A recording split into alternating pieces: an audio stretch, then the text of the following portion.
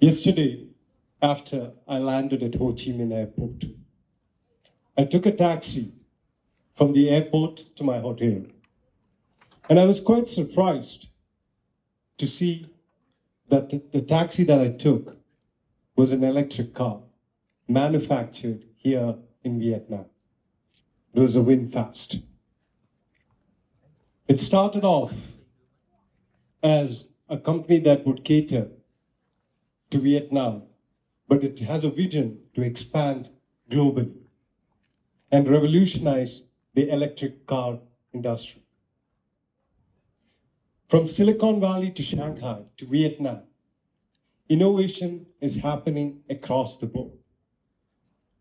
And the way we live, what we eat, how we move from point A to point B, and how we work is all being disrupted through innovation. I'm a Sloan Fellow from Stanford University and have researched the attributes that contribute to successful innovation. And today, we'll go through 5 of these attributes to understand innovation better. So we'll start off first with the invention of Bitcoin. But before we get there, let's look at the history of money. 5,000 years back, money did not exist as we know today. People used to barter goods, exchange goods for goods. It was a very complex process. And then money came into play, which started off with precious metals like silver and gold, and then changed form into currencies, notes, and coins issued by central banks or government.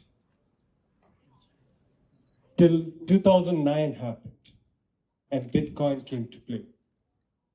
Till then, no one imagined having a currency that did not have a physical presence. No one imagined having a currency that did not require a government or a central bank. No one imagined a currency that could be managed by a community of developers. And no one imagined a currency that could go across borders in a safe, secure, and efficient manner. And that's what Bitcoin did. With the innovation of Bitcoin came several cryptocurrencies. Even governments started thinking about issuing digital currencies. Now, what is the lesson we can take from Bitcoin? It disrupted money that existed for hundreds of years, where people thought there's no room for innovation. It brought a completely new idea into play. So when people say there's not much to innovate in a place, it's not true. Because there's always an opportunity to innovate and grow. So now let's look at 4 of the key attributes that would contribute to innovation through 4 different stories. And the first one is around passion. And no better example than Steve Jobs, the founder of Apple. So he's a strong believer that passion drives innovation.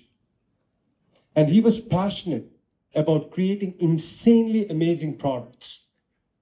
He was passionate about bringing computer to each and every person in the world. And even though he was worth $100 million at the age of 25, he said that did not matter. Because what mattered was creating amazing products. Even later in his life, when Apple as a company and Steve Jobs as a person faced financial difficulties, when they were at the edge of bankruptcy, they did not change their approach to make more money. Instead, they focused on passion of building great products. And then came the iPhones, the iPads, and the iPods. So innovation, the journey of innovation doesn't have to be a race towards being rich. You follow your passion and richness would follow. The next attribute that we have is how do you ignore the critics around you? Any idea you would come up with, there would be critics around you who would say, oh, that idea is not going to work, or that idea is going to fail, or that idea will never succeed. So how do you manage this negative energy and move forward? This story of J.K. Rowling, Joanne Rowling, the author of Harry Potter, clearly shows how you can. Joanne, as a child, was surrounded by books. She wrote her first book when she was 6 years old. Later in her life, after graduation, one day, she was waiting for her train to go from Manchester to London. And as she was waiting, the story of a wizard boy going to a wizard school came to her mind. She did not have a pen at that time to write down the idea, so she imagined. She was able to completely see the story. She was even able to see that the series is going to be 7 books. So she started with the first book, and it took her 5 years to complete that first book. And those 5 years was with hardships. The year she started writing the book, her mother passed away. She had a baby and she was a single mother. So she used to move from cafe to cafe to write the book holding her baby and putting her to sleep next to her. And once she finished writing her book, she sent it to the publishers to publish it. And what happened? She got rejection after rejection. She got 12 rejections, all saying why the book wouldn't work, why the book wouldn't be successful, why nobody would read the book. But she was not ready to give up because she knew the power in her story. She believed in her vision. And then what happened? Harry Potter did not just become a successful book. It created a new generation of readers. It created a phenomenon. It sold over 500 million copies in 78 languages. So Joanne Rowling showed us that the way you see it might not be the way others see it.